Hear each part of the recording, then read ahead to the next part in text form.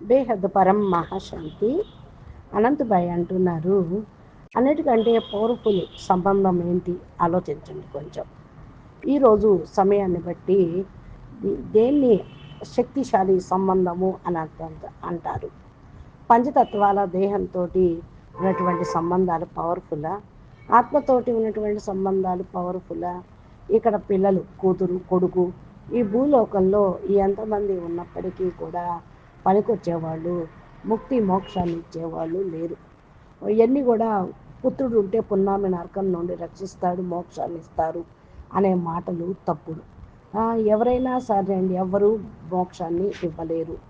మోక్షము చేయించాలి, రావాలి అంటే మీకు మరి జ్ఞానం అనేది పొందాలి.